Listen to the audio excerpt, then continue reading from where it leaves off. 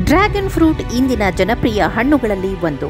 ರಟಗಳೆ ಅಥವಾ ಕಪ್ಪು ನೆಲದ ಕೆಂಪು ಹಣ್ಣು ಎಂದು ಕರೆಯಲ್ಪಡುವ ಡ್ರ್ಯಾಗನ್ ಫ್ರೂಟ್ ಉಷ್ಣವಲಯದ ಹಣ್ಣಾಗಿದ್ದು, ರೋಮಾಂಚಕ ಬಣ್ಣ, ವಿಶಿಷ್ಟ ಆಕಾರ ಮತ್ತು ಸಮೃದ್ಧ ಪೌಷ್ಟಿಕಾಂಶಗಳಿಂದಾಗಿ ವಿಶ್ವಾದ್ಯಂತ ಜನಪ್ರಿಯತೆಯನ್ನು ಗಳಿಸಿದೆ.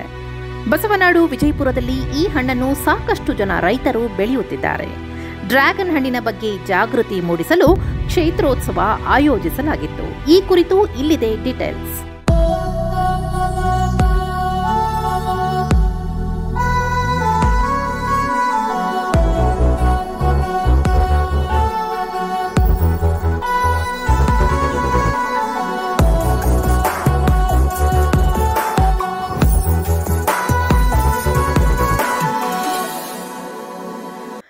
ಡ್ರ್ಯಾಗನ್ ಹಣ್ಣು ಸಾಮಾನ್ಯವಾಗಿ ಉಷ್ಣವಲಯದ ಪ್ರದೇಶಗಳಲ್ಲಿ ಬೆಳೆಯುತ್ತದೆ ಮತ್ತು ಇದು ವಿಟಮಿನ್ ಸಿ ಮತ್ತು ಉತ್ಕರ್ಷಣ ನಿರೋಧಕಗಳ ಉತ್ತಮ ಮೂಲವಾಗಿದೆ. ಹೀಗಾಗಿ ವಿಜಯಪುರ ಜಿಲ್ಲೆಯ ತಿಕೋಟ ತಾಲೂಕಿನ ಇಟ್ಟಂಗಿಹಾಳ ಗ್ರಾಮದಲ್ಲಿ ಕ್ಷೇತ್ರೋತ್ಸವ ನಡೆಯಿತು. ಔಷಧಿ ವ್ಯಾಪಾರಿ ಹಾಗೂ ಪ್ರಗತಿಪರ ರೈತ ಚಂದ್ರಶೇಖರ ಮಾಲಿ ಪಾಟೀಲ್ ಇವರು ಕಳೆದ 3 ವರ್ಷಗಳಿಂದ ತಮ್ಮ ಕಪ್ಪು ನೆಲದಲ್ಲಿ ಕೆಂಪು ಹಣ್ಣನ್ನು ಬೆಳೆಯುತ್ತಿದ್ದಾರೆ. ತಮ್ಮ 3 ಎಕರೆ ಜಮೀನಿನಲ್ಲಿ ಡ್ರ್ಯಾಗನ್ ಬೆಳೆಯುವ ಮೂಲಕ ಪ್ರಗತಿಪರ ಕೃಷಿ ಮಾಡುತ್ತಿದ್ದಾರೆ.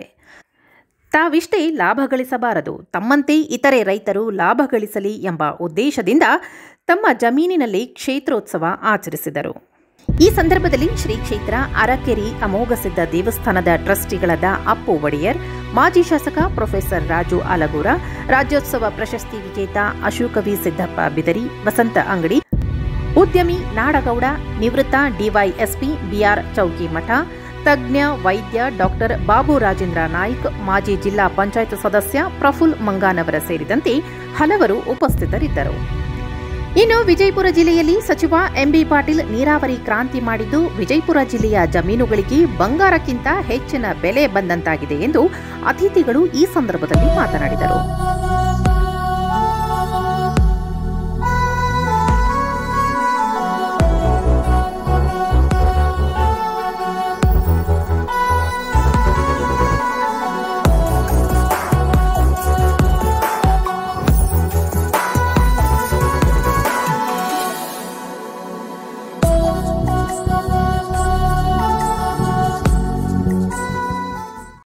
ಒಟ್ಟಾರೆ ಡ್ರ್ಯಾಗನ್ ಹಣ್ಣಿನ ಕ್ಷೇತ್ರೋತ್ಸವವು ಡ್ರ್ಯಾಗನ್ ಹಣ್ಣಿನ ಜೊತೆಗೆ ಭೂಮಿ ತಾಯಿಯ ಮಹತ್ವ ಸಾರಿತು. ರೈತರು ದುಶ್ಚಟಗಳನ್ನು ಮಾಡಬಾರದು, ದಲ್ಲಾಳಿಗಳ ಕುರಿತು ಜಾಗೃತಿ ಸೇರಿದಂತೆ ಹಲವು ವಿಷಯಗಳ ಜಾಗೃತಿ ಮೂಡಿಸುವಲ್ಲಿ ಕಾರ್ಯಕ್ರಮ ಯಶಸ್ವಿಯಾಯಿತು.